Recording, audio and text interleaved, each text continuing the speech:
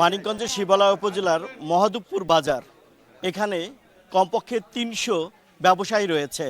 একটিমাত্র সরকারি ব্যবসায়ী ভবন তৈরি করা হয়েছে ৪ তলা। তা ব্যবসায়ীরা বলছেন এটা বন্টনে বিশাল একটা অনিয়ম রয়েছে, আর সেই অনিয়ম রুখে দাঁড়াতে পূর্ণভাবে আবার বন্টনের দাবি জানাচ্ছে তারা। অস্তিত্ববিহীন ব্যবসা প্রতিষ্ঠানের ভুয়া ট্রেড লাইসেন্সের উপর ভিত্তি করে মহাদেবপুর বাজারে গ্রামীণ বাজার অবকাঠামো উন্নয়ন প্রকল্পের আওতায় সরকারি জমিতে নির্মিত দ্বিতল ভবনের 16টি দোকান বরাদ্দে মানিকগঞ্জ জেলা প্রশাসক ও ইউনিয়ন পরিষদের অসচ্ছলতার প্রতিবাদে মানববন্ধন কর্মসূচি পালন করেছেন মহাদেবপুর বাজারের ঘর বরাদ্দ পাওয়া থেকে বঞ্চিত নিরীহ ব্যবসায়ীরা। ঘণ্টাব্যাপী মানববন্ধন করেন তারা। এ সময় তারা বলেন, মূল ব্যবসায়ীদের বাদ দিয়ে যারা কোনো ব্যবসার সাথে সম্পৃক্ত নয় এমন মানুষকে বরাদ্দ দেওয়া হয়েছে। তাই পুনরায় এই ঘর বরাদ্দের দাবি তাদের।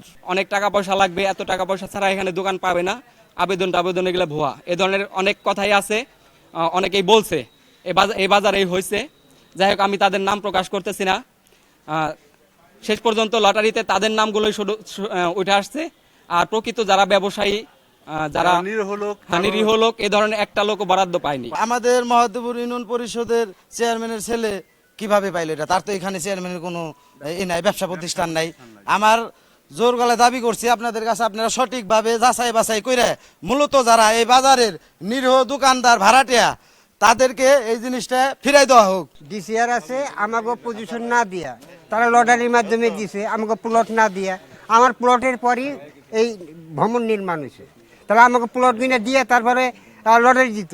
ওইখানে 6টা যে লটারি, এই লটারির মধ্যে আমার নাম ছিল কি ছিল না এটা আমি কনফিউশনের মধ্যে আছি। তারা কিন্তু নামগুলা দেখায় না, নাম শুধু তারা বলছে। তাদের হাতে লিস্ট ছিল এবং কিছু কাগজ ছিল, তারা ওই লিস্টের মধ্যে তো নাম সবারই আছে।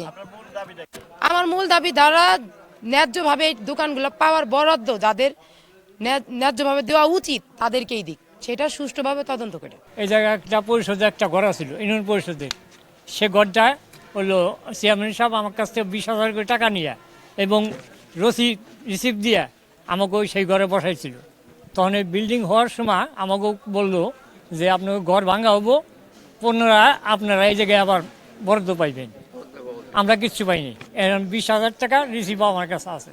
পুনরায় আবার বরাদ্দ আবেদন আহ্বান করে প্রকৃত ব্যবসায়ীদের মধ্যে ঘর বন্টনের দাবি মহাদেবপুর বাজার বণিক সমিতির সভাপতির। দেখতেছি যে এখানে অধিকাংশ ব্যবসায়ী যারা পাইছে লটারির মাধ্যমে, তারা কেউ আসলে এ বাজারে নিয়মিত কোনো ব্যবসায়ী না। যেহেতু এ বাজারে নিয়মিত তারা ব্যবসায়ী না, আমার বাজারে ব্যবসায়ীরা পায় নাই, সেখানে তো আমার কোনো এখানে সন্তোষজনক সমর্থন থাকতে পারে না আমি মনে করি। তা আমি মনে করি যদি এদের নিয়মের বাইরে হয়ে যায়, বন্দোবস্ত দেওয়ার শিডিউলের নিয়মের বাইরে যদি এটা বিতরণ হয়ে থাকে, লটারি প্রসেসিং হয়ে থাকে, তো এটা আবার পুনরায় দেওয়া হোক। প্রকৃত ব্যবসায়ীদের এই যে ব্যবসা প্রতিষ্ঠান তা দেওয়ার জন্য দাবি জানাচ্ছে এই যে নিরীহ ব্যবসায়ীগণ, যারা এই বন্টনে পেয়েছেন বা ঘর পেয়েছেন, তারা বিত্তশালী এবং ব্যবসার সাথে সম্পৃক্ত না বলে এরা দাবি করছে। মোহাম্মদ ইউসুফ আলী, সময় সংবাদ, মানিকগঞ্জ।